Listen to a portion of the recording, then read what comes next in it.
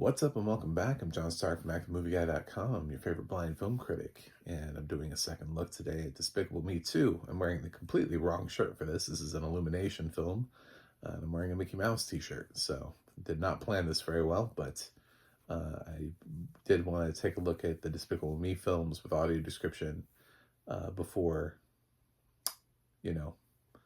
watching Despicable Me 4.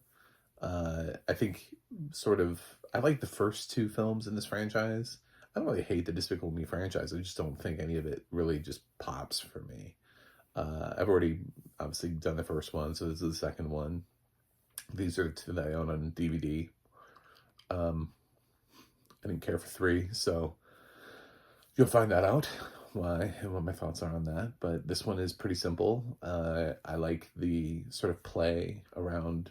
I think the villain is strong, voiced by Benjamin Bratt.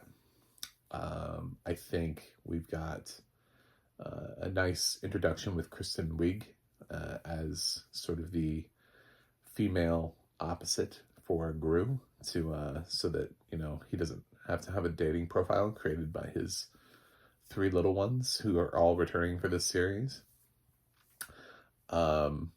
And it just sort of deals with that transformation that Gru has from becoming a villain to becoming sort of like a hero, from bad to good. He deals with that even sort of more here as he's recruited into a spy network instead of more like a villain organization.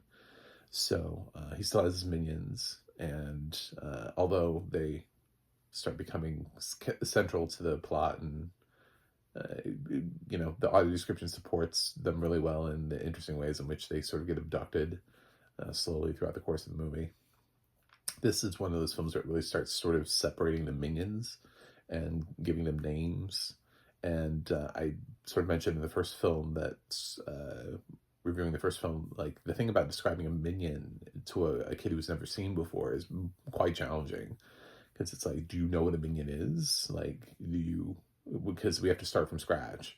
Like, there's nothing really that looks like a minion, and then all of the minions are different. So when you're trying to suss out the difference between Kevin and a different minion, it's like, okay, so what makes Kevin different? Like, how would a sighted kid know what Kevin looks like?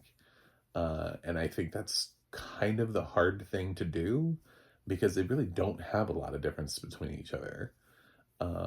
And the fact that they don't have a discernible language that you can fully understand, with occasionally like a word thrown in there that will make you giggle, but also kind of doesn't help. I had the benefit of having actually visually seen these movies before my vision loss, so it's easier for me. But I try to think about from the perspective of, if I had never seen this, what would this be like? It's still cute. It's still like little creatures that babble. And even if you can't correctly conceptually understand what a minion looks like, I think the film still works. So it's still funny. It's still cute. It has a little bit of that rom-com feel to it. It's so funny for those who can see, who can see what Gru looks like, and how normally drawn Kristen Wiig's character is. And how Gru's character, they kind of went to town on making him. He has like these really thin, odd legs and this oddly shaped body and this weird nose, and he's very. He was set up to look believably like a villain, and he does kind of resemble that still, and seems like the kind of guy that would actually have a hard time getting a date.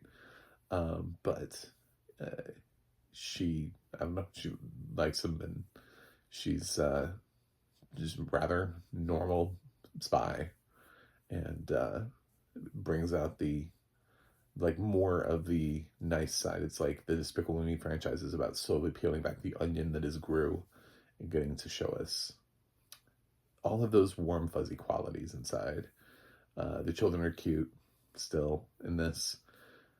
I like Despicable Me too. I don't think it's that far away from the first film. I think it's a decent sequel. I still would choose the first film over the second film, but I think these first 2 films work for me. So, and the audio description, for the most part, is okay. I mean, it wasn't as in-depth with the initial character descriptions as the first one was. In terms of, especially with Gru, it kind of does expect you to seem to know who these people are a little bit, which is fair. It's a sequel. But this is the one where it does kind of start naming the minions more. So that's kind of where you have to start separating and say, okay, we have to figure out what is the difference between these guys. Because you're just naming a whole bunch of people who look almost identical. But they're actually not. I mean, some of them they all have a distinguishing characteristic that makes them look slightly different. But the funny thing is, when you have like 100 of them, it's really hard to find. Like it's easy to figure out which one is Kevin when there's 3 of them. It's really hard to figure out which one is Kevin when there's like 100 of them. So that's just the reality about minions. Anyway, I'm gonna give Despicable Me 2 a B. So that's it. Thanks for watching. Thanks for subscribing. And obviously I'm going to review the rest of this and Despicable Me 4. And I will see you guys on the other side.